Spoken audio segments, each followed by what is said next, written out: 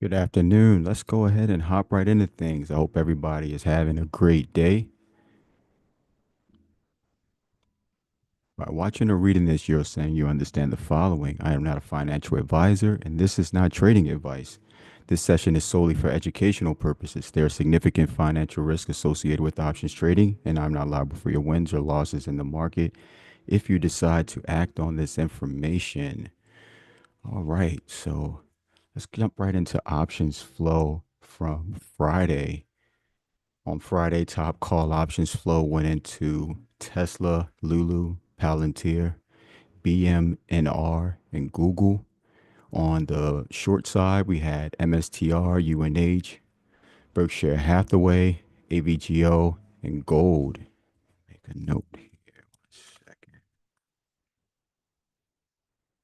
Right. For the week, we had Netflix, CVNA, Meta, CR, oh, uh, CRWV. Well, I couldn't say that. And Adobe on the short side, we had UNH, Gold, MSTR, VRTX, and Lily for the week on the short side. 1 sec, just making a note here.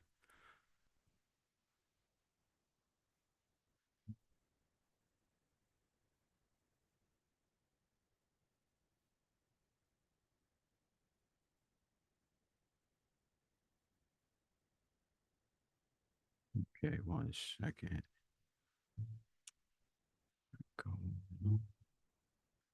All right. So for the week, man, we had a pretty, I thought the overall week was pretty good.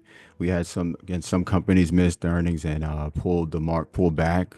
We had others that had some pretty good numbers and just some news, some catalysts that kind of pushed a few stocks. But overall, the market looked pretty good and we finished at all-time highs yet again.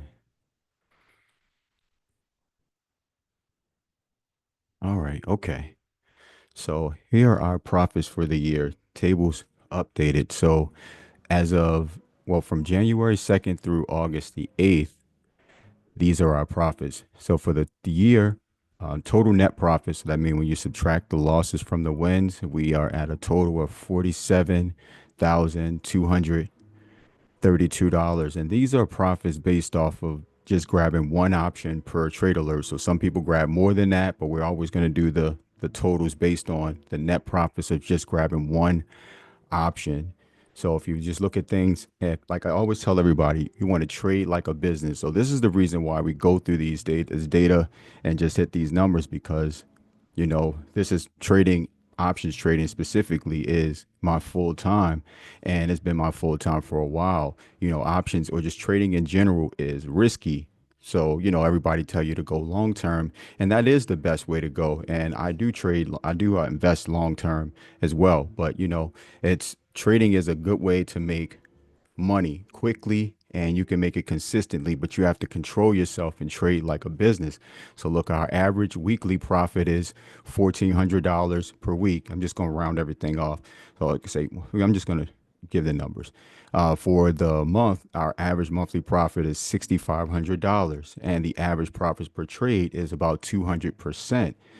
So and if you whether you're here on the 175 membership or the 250 membership, depending on or whenever you started, for the 175, that's a 26.9 thousand% ROI year to date. And for the 250 membership, that's an 18.8 thousand% ROI year to date. And these are all net profits based off of one contract per trade alert. But it's hard to get lost into this stuff because many traders, just they have to be in trades. And again, I'm not here to preach today. I'm just going through the numbers. But if you just follow this process, if you're here to follow the word. It's Sunday, so we're going, this is the word today, right? And if you're here to follow the word, then the word is follow this process. Don't fall off the wagon. If I'm not trading, don't trade. If you're not really comfortable trading, don't trade. You don't have to. You're going to make your money at the end of each month. Just don't get in over your head with the wins. Don't let the profits get to you, because many traders let the profits get to them. You make them a few hundred or a few $1,000s, and now they feel like they can do it, and they blow their account. Or they'll take a loss, and now they afraid, and they miss the next trade, and they miss the next one after that, because they're still thinking about it, a loss that you gotta move on from. And then you miss your call, and you miss everything that was meant to be. But I'm just gonna run through this because we haven't done it for a while. I'm gonna run through the whole thing just for people who are just meeting us for the first time, can just kind of see what's been going on. And this is year to date, January 2025. We cleared $4,600, and that was like I said, based off of one contract per trade alert for the month of January. For February, it was $8,400 in net profits. For the month of March, $6,100 in net profits. For the month of April, $8,000 in net profits. For the month of May, $6,400 in net profits. For the month of June, $5,900 in net profit. And then for July, that we just last month, $6,300 in net profits. And we had the month started off slow. We kind of had a slow period in the middle of the month, but then we finished strong. But the whole point is to stick to the process, to stick with it. Don't let go. And again, a lot of times when this is where a lot of traders mess up, when things get a little slow, they veer off and start doing their own thing. And that's where you mess up and make a lot of mistakes. And it's just like, if you're here, we got a little process. I tell everybody, people say, well, how much money should I start off with? And like I said, whatever you're starting off with, I mean, if you could start as much as you can start off with, I mean, if you can start off with 2,000, then start off with 2,000. But the point is, you don't want to be trading with more than 20% of your total available cash to trade on any particular trade, on any trade. Because if you die, when we will die sometimes, you have four more lives left. You know what I mean? And we're not going to fail the same way again, not two times in a row. We're not going to do that. Right. So, and we just move on, and just, you gotta be able to do that. There are some trades that I alert sometimes that are YOLO trades. Sometimes they're earnings trades. You can lose everything on those trades, and I'll let you guys know that up front. Don't take those trades if it's going to affect you. If you can't shake it off and move on to the next trade, then don't take those trades. I mean, sometimes no risk, no reward, but at the same time, it's like you want to still be able to move in a way where it's not going to hurt you if the trade doesn't play out to the way you like it to play out. Yeah, so that's just part of market talk. I kind of led into that with this, and it's okay. And so for the first week of April, I'm sorry, I'm April. For the first week of August, we cleared about $1,000 in profit, net profit. And but like I said, it's just gonna be sometimes it's gonna be things are going to be slow. There aren't going to be any trades alerted, and that should be fine. Especially if you're a new trader, just sit back and wait for those trades. Take those profits. Don't try to just follow what everybody else is doing, because you don't know what type of money they're working with. We're here to make money, not to lose it.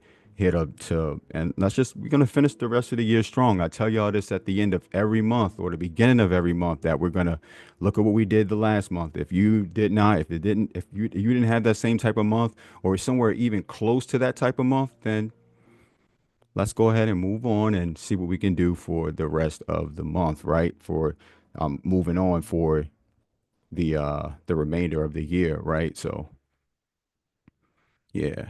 So for market talk, man, again, I really don't have much.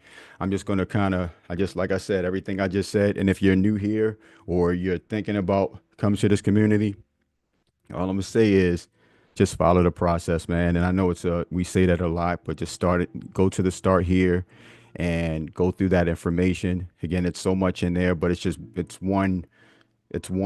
it's about 12-minute video. Watch that 12-minute video. It's going to go through everything. It's like an orientation. It's going to tell you where things are, what the expectation is from you, what you can look forward to, how to get help, and all of these things that we know, whether or not you've gone through the material based on the information or the questions that you ask. And there's nothing wrong with asking questions, but we're here to make money at the end of the day.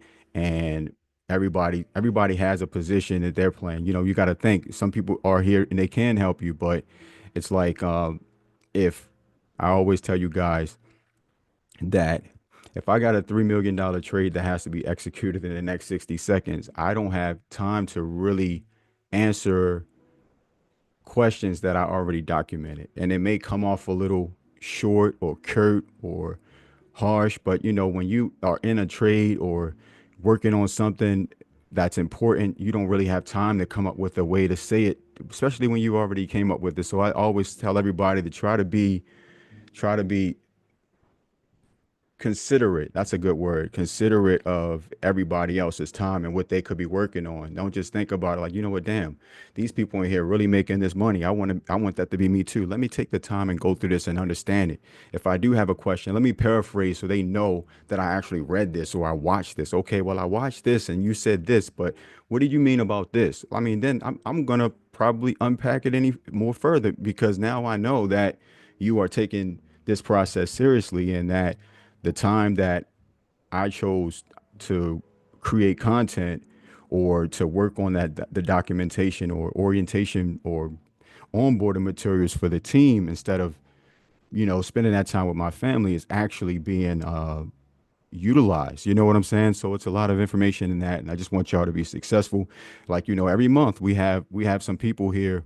We have a lot of members that been here for a year or longer. Most members, and I'll just tell you, the average member that come in this community, they've been here for over a year. And but there are a lot of times we get new members that come in here and they last for like about a month or two or a few months, and there are a few that leave. And I'll talk to KK and I'll say, oh yeah, that person, they're gonna leave. I was in New York and it was KK says something about Tesla, and it was some trader who just was jumping in and out of Tesla. I said, oh yeah, she's not going to be here long, and I knew it. And so you kind of know behavior and patterns. I'm like, okay, she was successful then, but she's going to get clapped by this market, and it's going to be hurtful. Or you see people just they're grabbing 5 and 6 contracts every time, and I'm like, okay. Yeah, it's cool. But you gotta, and again, I don't care if you guys are making money or make during maneuvering away from the things that I taught you or whatever, but I just want you to be successful and be and to have a longevity in this game. It's like you can have the quick wins, but what's your net profits on the year? What's your net profits on the month? And that's what's important. You want to be able to replace your work income. So if you're making $5,000 a month at work, it's like they're not giving you that money all at once. I know they got some, I know this is off topic, but it's not. They got some programs out here now and some companies where and some like banks where they see how much money you make and they'll give you all of your money up front. They feel like you should have your money every day that you work for. You can get that money in the market too, but think about it. Whenever people get their money all up front or whatever, they don't know how to manage money. So they don't understand like getting paid every 2 weeks or every week. It helps people manage their money because people really don't know how to budget in real life. So getting their money up front. There's KK and I was talking about there's this basketball player who he has to like he got the court said he told the woman not to have the baby and she had the baby, and so he had to pay child support, and I think the court ordered him to pay like 1.5 million. But instead of giving it to her over the course of 18 years, he gave her that 1.5 million up front. So that money's going to be gone. You know what I'm saying? And it's like you gotta. So in real life, whoever you are as a person, that's who you're going to be as a trader. So you got to know how to maneuver that money. So it's just like if I make you $1,000 on a trade, one trade, and now you feel like that money is burning a hole in your pocket. Now you got to be in the market. You're gonna lose that money. But it's like if you look at it like, damn, I just made $300 in 10 minutes, and that's that's less. That's more than I don't make $300 an hour at work. So I made my money for the day. Let me chill in the market. I'm chilling. I did it. I don't have to go back in the market today because I made my money already. I'm not going back in these shark infested waters so they can take the money back. I made my money for the day. That was my goal. I'm done. Now I got all my time back. Now, have you ever went to work, right? And even if you're working overtime, damn, okay, I made all of this money today. This is what I came here to make. Now I'm just gonna stay here now You know what I'm saying? Like most people go home to their family now because they work. Now you just found a way to make all of this money so quickly, and now you're done. Some days I'm just like, I'm not even going to trade today. I made so much money yesterday, or the conditions don't meet what I'm looking for me to trade. I'm looking for reasons not to trade because the more you trade, the more opportunities you putting yourself in shark infested waters to be eaten. You know what I mean? So you want to trade less. I see a lot of successful traders, and this is why I kind of like push y'all away from SPX and stuff like that because I just know the game. I know the game. And so I just want everybody to be successful. Just understand if I'm not trading for a reason, or maybe I have something to do, but that doesn't mean that everybody should just be in trades. You can just wait. You don't have to be in trades. And like I said, it's going to be times where you're going to do it anyway, and it may work out for you that time, and you're going to build some confidence off of it. But just learn market structure, learn support and resistance, and kind of trade off of those things. Those are the things I'm doing. Try to study why I called out a trade or why I cut a trade, stuff like that, and everything should be fine. But let's just go ahead and move on. Yeah, let's go ahead and move on. So before I hit the chart setups, let's see what economic events. We don't really have much from the Fed speakers this week. We do have Barkin Tuesday. We have Goolsby on Wednesday at 1 p.m. I tell you all the time, watch Goolsby. Goolsby is somebody who likes to shake the market up. So, and it's very opinionated, and the market kind of moves off of what Goolsby says. So, 1 p.m. Wednesday, watch out for Goolsby. Bostic, the Atlanta Fed, another one who likes to move the market. They're speaking to. I don't know if it's a conference or anything, but Wednesday at 1:30 p.m. we got Bostic speaking. So watch out for what Bostic has to say too. So Bostic is known recently for going against the Fed and speaking about things we probably shouldn't even hear about and causing the market to move off of that information. And we got Barking again on Thursday at 2 p.m. So just watch out for the Fed speakers. Economic data. So Tuesday morning, CPI snuck in there too. We got CPI Tuesday, and we got retail sales data. I'm sorry, Tuesday we got CPI. On Thursday we got PPI. We got jobless claims on Thursday. Then they put retail sales data on Friday. Okay, gotcha. All right, so we got retail sales data Friday. We're going to pay attention to retail sales data. That's going to be a good one for this week. We got NY Fed Manufacturing Index. We got consumer sentiment on Friday, and we got the inflation expectations on Friday. Yeah, so and they also put a space between CPI and PPI. We're going to watch out for that too. We're going to see what they do with CPI because a lot of times when they do this, it's like you gotta be very careful where they put these chess pieces at. They don't put them in different places. They don't put them in places for any. It's never it's not just because a coincidence that they put this there, that they put that time or that space between CPI and PPI. They haven't done it in a little while. And so we got a space between the two. One could probably take the market down or bring the market up, and the other one could do the reverse. And they don't want them to kind of, yeah, we'll see what happens. So, like the CPI, that's inflation for the stuff that we buy and for the consumer, for us. And PPI is for the wholesale, what they pay for. And so we'll see what happens. And let's pay attention to that. And then they got retail sales data on Friday. So, yeah, we got some economic data this week, and we're going to see what it does with this market. I mean, I think personally, the market is at all-time highs again, and it's just sitting there, and the VIX is cooled off again, back down at support. I don't know what's going to happen here. Honestly, the market can continue to go up. I mean, what I feel, and it doesn't really matter what I think, but I'm just giving y'all some thoughts here, and I'm gonna switch over to the charts as I'm doing this. But we have, it's a lot to consider. It's a lot to consider. Just saying the market's at all-time highs. We have the VIX chilling here at support again. It hasn't really been able to make no noise. It went up a little bit, came back down, but it's chilling right here at support again. Gold coming back down again. So right now, what I feel like, so we got SPY, which is an ETF that tracks the S&P 500. The S&P 500 contains the top 500 stocks on the New York Stock Exchange, right? So we got that. So that got all of the sectors in there. That got everything from energy to technology, healthcare. Everything is in this ETF, right? Well, in that index, and this is an ETF that tracks that indice, right? So, um, and it's almost at all time highs again, right? But then we got QQQ. QQQ is an ETF that tracks the Nasdaq, right?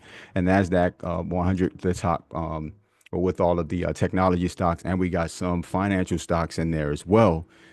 Being, it's a lot of big tech that goes behind the financials as well. So, but this is at all time highs again. But I feel like it can go higher. It probably can, there is a possibility that the market can continue to go higher this week. The reason I feel this way, a few reasons. We have a lot of stocks that are I'll say the biggest stocks on the planet, right? The biggest stocks on the planet reside in this ETF, and they move there. They have a big influence on how or where this ETF goes, right? So if you look at Microsoft, they had an amazing earnings, beat and raised guidance and everything. Stock ran like a bat out of hell, but it did what Microsoft does after earnings, right? And but Microsoft came back down and it's chilling. It's like back down, and it has. I'm like, why is Microsoft so hot, so far away? Not even I ain't gonna say so far, but it just came back down so much, and so Microsoft could actually make make us go higher. Remember, Apple was chilling for a long time, and now Apple is back in position. Apple broke out and took off and is back in position. So I'm like, okay. And so, but while Apple was taking a break, Microsoft, Nvidia, Meta, Google came back, Amazon started off. So we had a lot of these other stocks that run the ETF that were or the control the Nasdaq, and they were running. They were doing a pretty good job. Tesla started coming back. So it Google. I'm not gonna say Apple didn't make a big difference, but it did not make as much of a difference at that point because it was kind of like in consolidation. It wasn't really like it wasn't breaking down too much, but it wasn't breaking out either. And now, so we got the fact that Microsoft, we got this nice retest on Microsoft. I'm just gonna show y'all the chart for a second. Hold on one sec. Let's start there. And so I'm just giving y'all, like I said, I gotta always give both sides because and just what the probabilities are. Microsoft.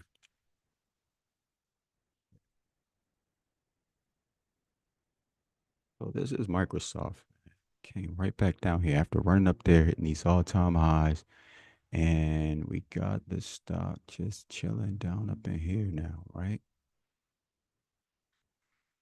And gap all the way up there. We already filled most of that, so I ain't even. It's kind of just chilling up in here now.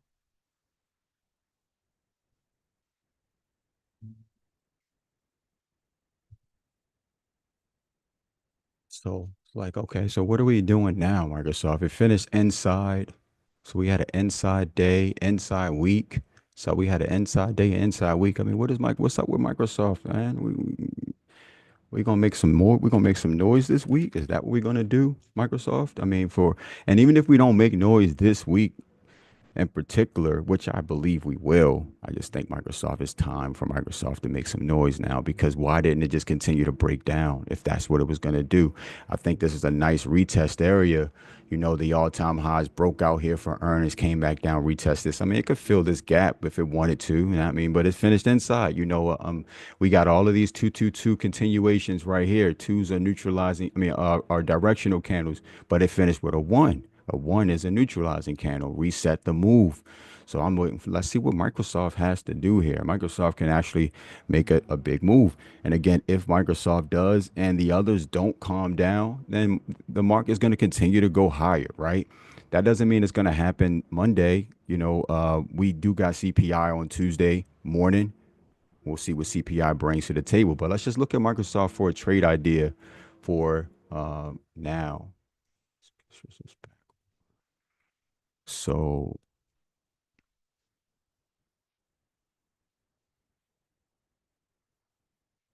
We got a few things that this can do. Microsoft.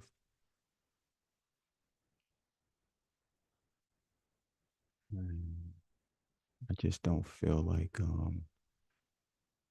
this stock is ready to make that much of an impact. I ain't gonna put too many targets on here for now. I'm just gonna mark a few that matter.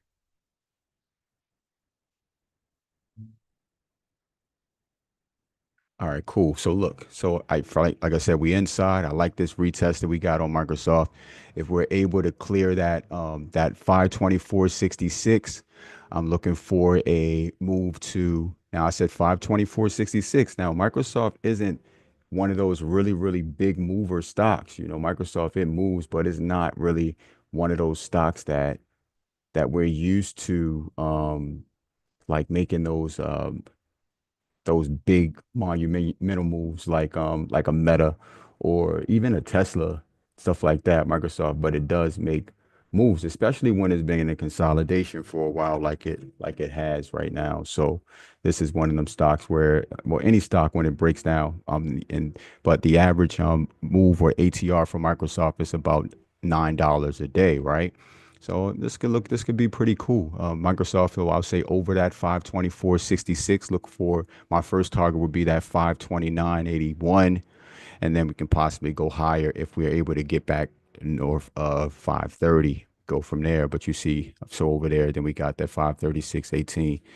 But that would be a nice move if we take out that 519.41. Look for that gap fill. Look for it to fill this gap down here at 515.17. Then we got another a area where we'll probably have to hold or get violent here if it was to lose that 512.29 because you still the uptrend and everything is still intact. So we still gotta Microsoft still looks great if you look at it from that in that aspect, right? From that regard. And actually, one second. So this is how it looks right now. I think it bounces. I think we bit a bounce here. And I mean, we can obviously be a little bit more technical with that, but I'm just saying, look, Microsoft, it's time, man. It's been chilling. If we get a move, it's gonna move. So let's see what happens. Now, if SPY in the market breaks down, then it breaks down. So we'll just see what happens what CPI brings to the table. All right, let me move on. Because again, these are the stocks that I believe that can push QQQ higher. Since I mentioned Apple, let me go ahead and talk about it. Apple. All right, let me make this chart look a little better. This is Apple. You see, Apple was in a bearish flag, and we had this channel that was trying to build back up here. It's been moving, and we finally got the breakout. It's been coming up here, getting reject. It broke out, and it took off. It took off. Um, Tim Cook and Trump, they're talking, and Trump saying we're not going to tax y'all if y'all bring some of that money. Let's make a U.S. iPhone. But here we go. Over 231. I'm looking for a move to the first target would be 234.26. Then we got 239. Then we got 242.30. Now, if we were to lose that 219.25, we do have a this area right here, that two, what I say, 219.25, we got 216.39, and then we have a gap fill down there near the 200 EMA. So I'm just gonna call the 200 EMA that 213.05. Then we got 211.26. But I think a healthy retest of that breakout area would not be a bad idea if it was to come back down. But that's a long way down. It looked like this thing is ready to move. Now, if the market comes down, certain stocks come down, but you know when Apple is in play, everybody want Apple. So this could be a nice continuation for a higher move. Look at the weekly, so you can see where it's clearly headed. It broke out of that bear flag and it's headed to the upside. So let's keep it on watch. Remember, it was the China stuff that brought it down and that had everybody apprehensive. So hey, we got that out the way. So let's just see where it goes. Google, another stock we were talking about last week. Gap completely filled here. Well, almost filled. Oops, hold on.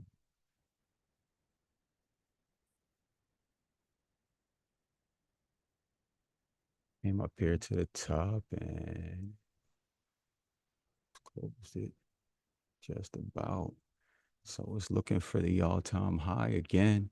You know, last week we were looking for I said Apple for Google to break back over 200. It was quietly moving up, back up into the had a nice uptrend on it, and so let's just see what happens here. I think again, I'm looking for a continuation higher from here based on the price action, but a nice retest of this. Hold on, I'm gonna mark a few areas here because we got to do that. It's just good to make sure I cover everything that needs to be covered. All right, that's cool. So yeah, for this one, I think if we are able to break over that 202, yeah, 202.61. The first target would be that 202.92, and then we got the 206, and we'll see if it wants to go higher from there. I mean, that's Google had been oversold, and it's finally catching up again. Now, let me see. Oh, how long ago was that? That was February. Yeah, so it's February. Okay, cool. It was back up there. And we could double top up there. But again, I just like to point that stuff out. That doesn't mean it's all about momentum and what the price action is doing when we starting to move. And again, this stock is making consolidation. It broke out of this wedge and it looked like it wants to go higher. So keep it on watch. Now, if it loses that 197.17, then we still got some places where price could go. We got 190, 195.40, then 192.65, 190.39, and so on. So keep it on watch. Again, we got the breakout and it looks good.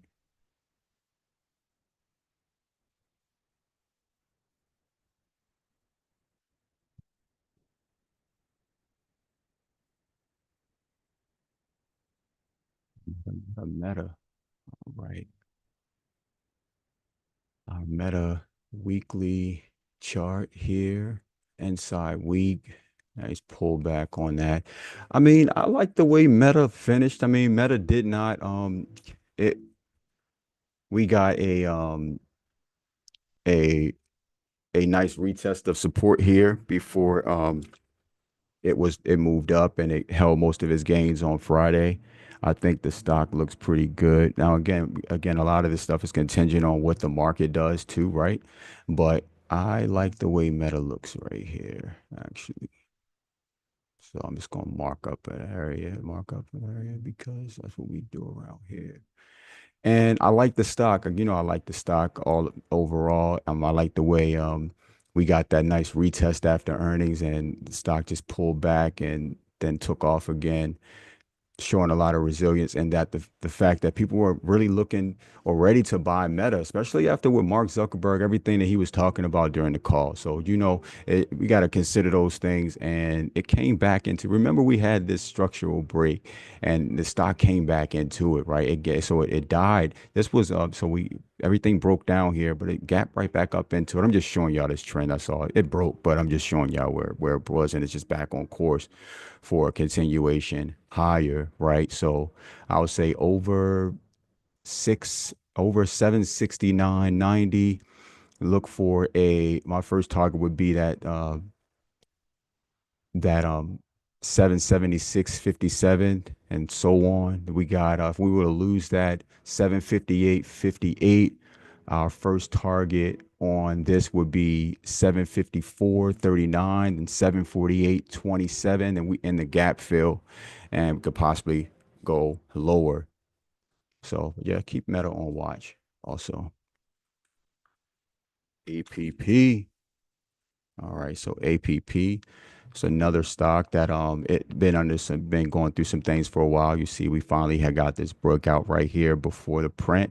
Stock ran up, hit resistance, came back down. Right, well, just I ain't gonna say it really came back down. It just kind of hit resistance. It's chilling right here, over over 464.98. I'm looking for a move. Yeah, over 464. What chart am I looking at? Yeah, so over this 464.98, I'm looking for a move to 480, and then we can go higher for 93.63. and so on. Now, if we lose that 447, oh, let's see, if we just lose 447, the first target would be 439. I'm sorry, 436.12. And then we got 414.81, 410.28, and so on. So, but it looked pretty healthy. It looked like it wants to a continuation higher. So keep that one on watch also.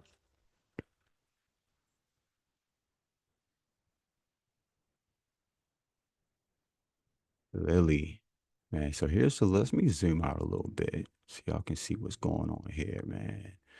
So the structure broke on Lily, man. And here's the weekly chart to make everything a lot clearer, man. It just doesn't look good for Lily at this time. And, things are just kind of in it's a bad situation for the stock. I mean, and the stock was already in a downtrend. As you can see, it's been coming down for a little while, but that doesn't mean that just because the stock is in a downtrend that they can't have, something come out during a report that kind of sends it running the other way.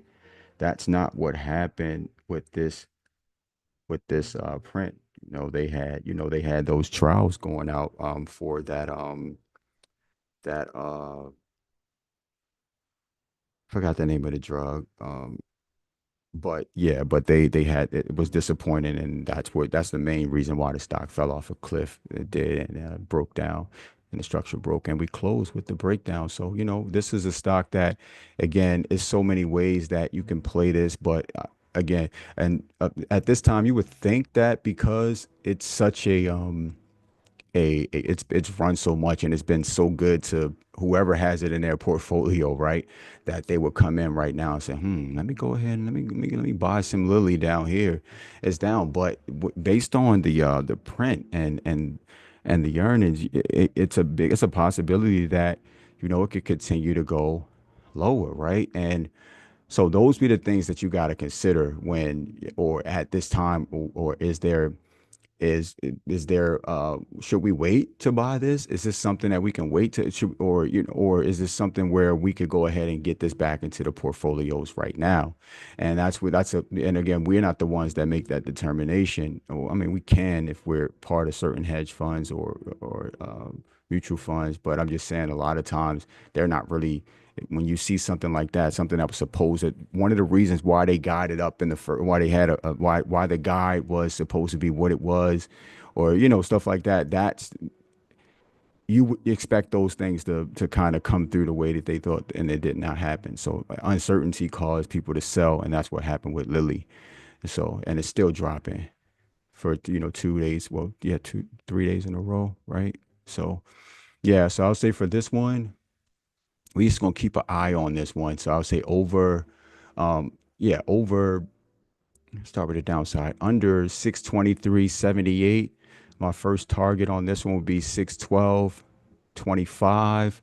And I marked this up on a weekly. I mean, there are other levels. We got some gap fills and stuff like that that could possibly still get filled, but we got some gaps and stuff that could be filled, but we're gonna really follow the price action on this one and see what they really want to do with it. I just marked that level just to make sure I did cover it also. So yeah, first target, like I said, 612.28. Then we got 585.54, and so on. This one just we want to keep it on watch, see exactly what happens. And again, we got like I said, we got some economic data coming out, so it's a possibility that I think they could buy. I think they could buy this up down here, man. We'll just have to see what happens if they decide to do so or not. I think it seems like it's a bit oversold, but it looked like it wants to drop further down. Like, because why didn't they save it? Why did they let the structure break on it? That's what I'd be asking myself sometimes. Like, well, why did they let that happen? If if they weren't, if they weren't concerned, then why did they let that happen? Y'all, y'all feel what I'm saying? And it's just like they didn't stop it from, they didn't save it. So we have to deal with some more downside on it, especially, yeah, we'll just have to see because everything else is at all-time highs and they didn't save it. But yeah, bad earnings, it caused stuff like this to happen. I'll say over 656.18 first target would be 661.07, and then we can go higher from there. So, but yeah, keep Lily on watch. Look like it wants to continue down, but we'll see what happens. One sec.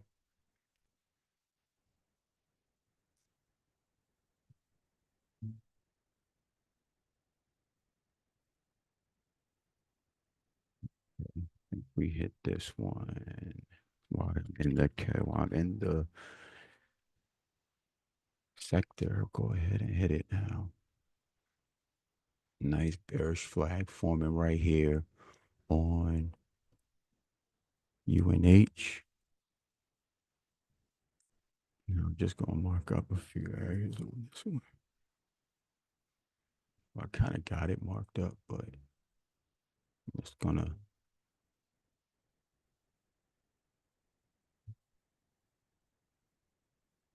yeah, let's put that into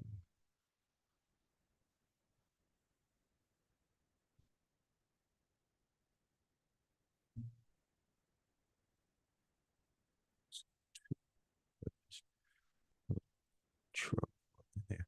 Yeah, so here's another one. Yeah, like Lily, you see, I'm just like Lily, but UNH is bear flagging now after coming down a lot. It was trying to get back to the upside. Now, again, that doesn't mean that this stock doesn't reverse and it can't break out and find its way, right? That doesn't mean that that can't happen, but because that can happen, right? We've seen that happen before. But we'll just keep an eye on and see what happens. It's a little chill, touchy with this one because I don't like to really play really tight ranges on stocks. So what I'm gonna say for this one is, um, yeah, I guess you can, but yeah, um, yeah, over the 251.08. The first target would have to be that 253.21. It could get rejected there. That's where it's been getting rejected. But even if it breaks through, that doesn't mean that it doesn't close under it. So you still want to be considerate of, I mean, take that into consideration. Second target would be 256.38. And then we got 261.68. Now, if we lose 244.37, I'm looking for a retest of 240. Yeah, 240.52, and then we got 234.60, and then so on. I mean, if that bear flag if it breaks down, then it's probably going to flush some more. So we'll keep it on watch. And there are several other places it can go if it does do that. Let me just mark a few. I mean, I'm not sure if that happens, but we'll just have to see if that does occur. But yeah, if that happens, we can make a nice move to the downside. And yeah, the stock is just it's under a lot of pressure right now. Mark one or two of those levels. Yeah. So, but keep UNH on watch. Bear flagging. It's going back up to retest the 9 EMA. That's where it's gotten rejected the last few times. And there's a little resistance right there where it hasn't been able to break through. All right. CVNA. I like this chart. I like the chart. I like this one a lot, actually. Just look at how it's set up right here. It didn't really break down too much. Structurally didn't break down too much, and I think we can actually make some more moves. Hold on this one. If you wanted to look at it this way, yeah, we did get a 222 reversal. It came down here, and it's like it bounced off of this area right here. I think that's a cool bounce. Gap is almost filled. It could continue to go lower, depending on what the market does. Sometimes things cool off a little bit after the bears or sellers become a little exhausted. Remember, there are a lot of traders or investors out here that say, I don't care what's going on in the market. If a certain stock hit a certain price, I'm buying it. and I'm gonna keep buying it, So that's when they come in, and that's how the certain levels and things get saved. So what I'll say here, if we do get a bounce right here, you can play this multiple ways, but we're just gonna stick with the triggers for now. I mean, it could bounce off this uptrend, and we get a continuation here because it lines up with the with support, but I'll say over 357.23. My first target would be 360. And then we got 367.62 and so on. This could be a nice big move to the upside if it bounces here.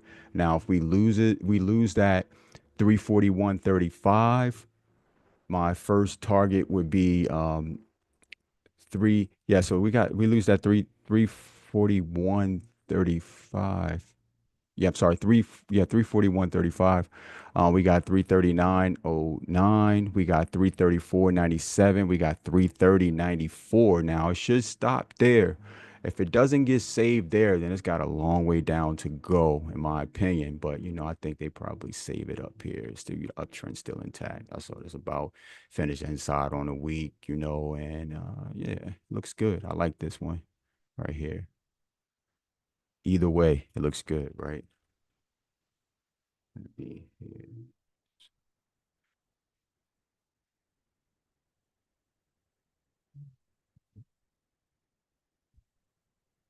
All right.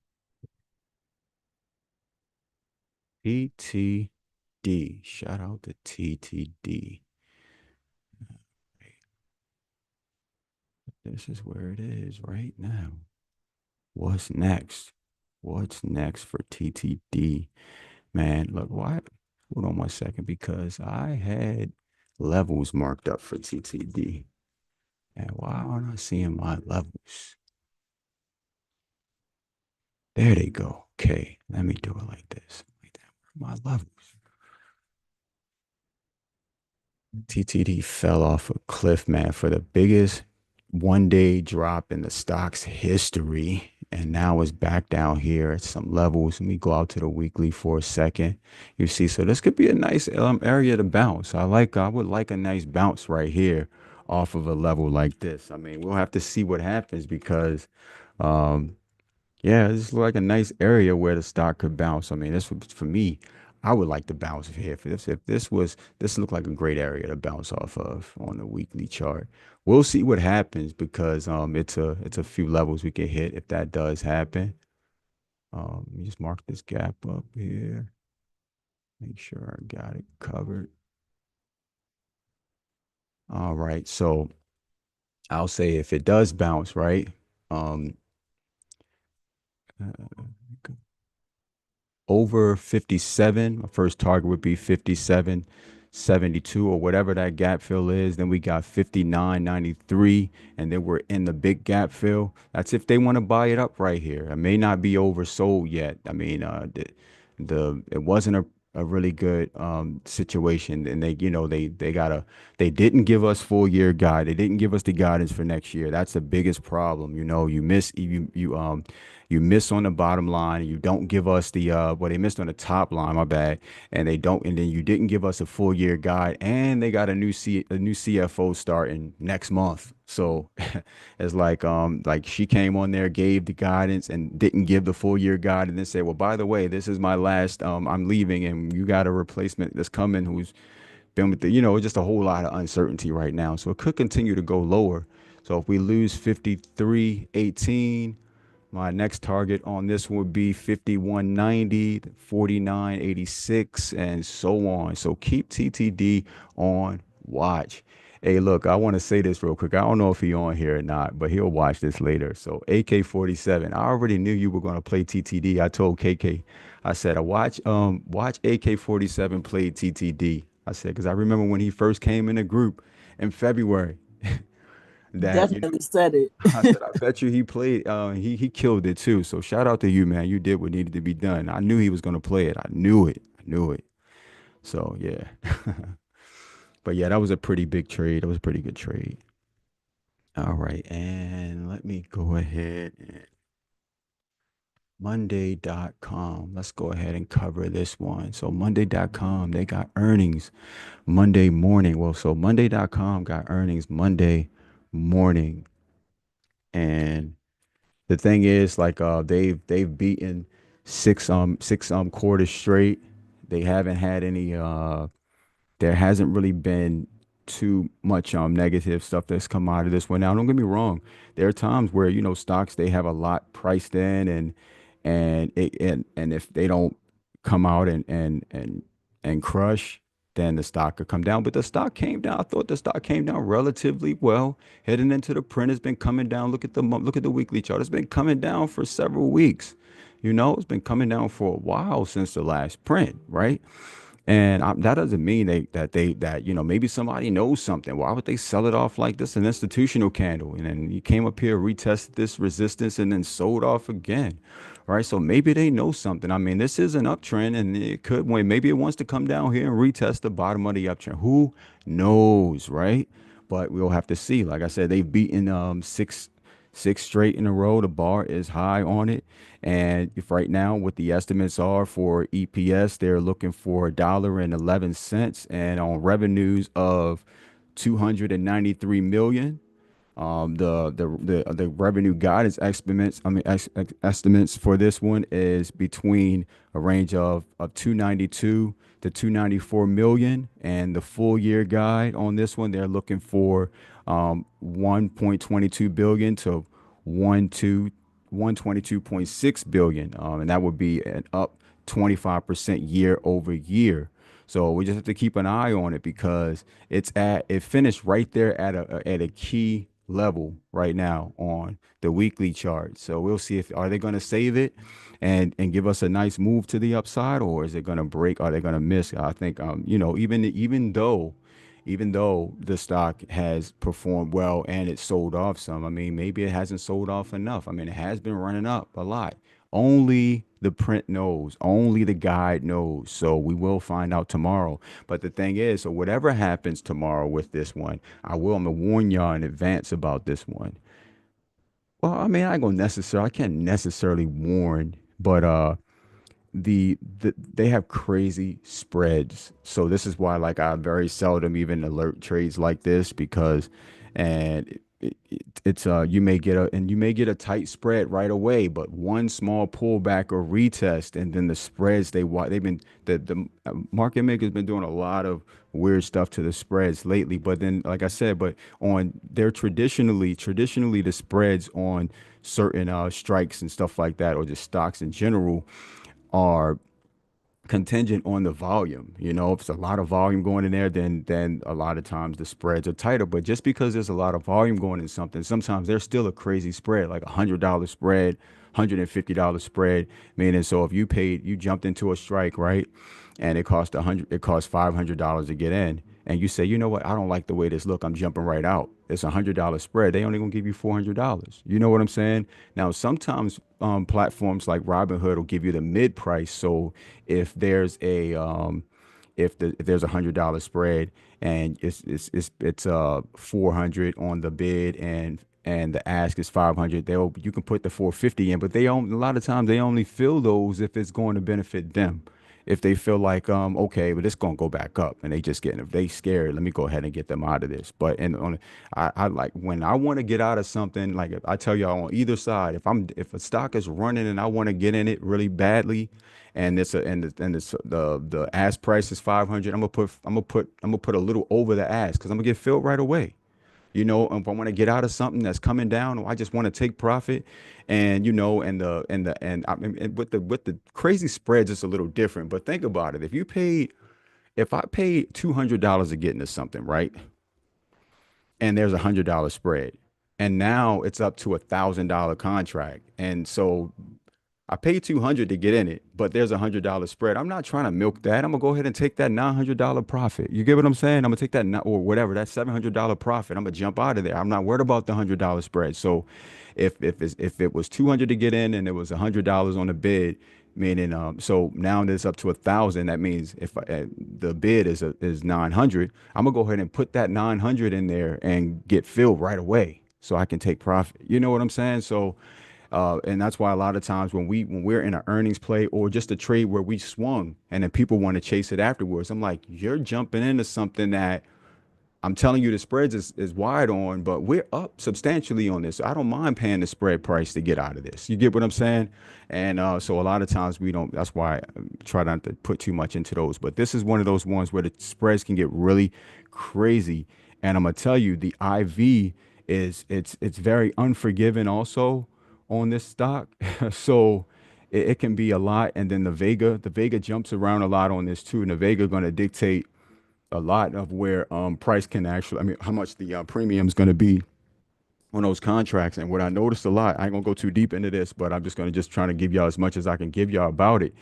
The Just be careful with the Vega on these contracts because they've been manipulating the Vega on them. You thinking you looking at the IV, but they're multiplying the IV by the Vega, right? So and, and that's why them contracts be looking the way that they be looking, and they'll rip that out of there, and then now you in a crazy situation. So just be careful when you're trading these stocks. And yeah, but this one looks pretty good. Again, I'll say on this one. Over 264. Our first target on this one would be 274.67. Then we got 287.97, 300, and so on. If we lose that 241.27, we got 235.30. We got my first target. I mean, target under that. We got 216.22, 208. Now, the ones that I got highlighted in red or green, those are where I think price is headed. So that's where I'm feeling like off the print is going one of those. You know what I'm saying? Like, so I'm just looking forward to go straight to one of those. But sometimes you get a retest, but if it break those, then we got other targets that we can hit.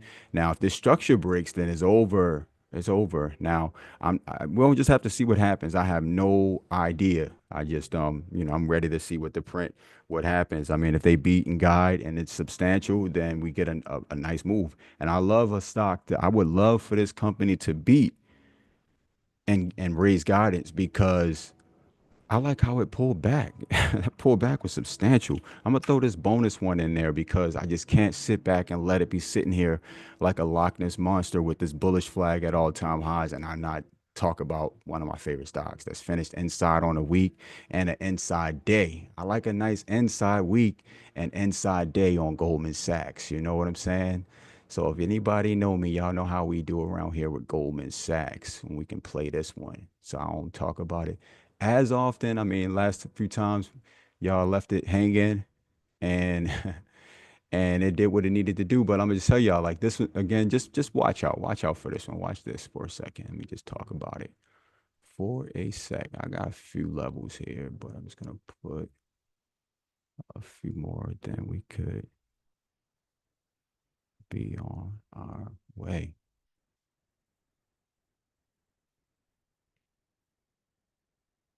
So yeah, here we go with Goldman Sachs. And hold on, I'm gonna put one more level in it. Should I put another level there?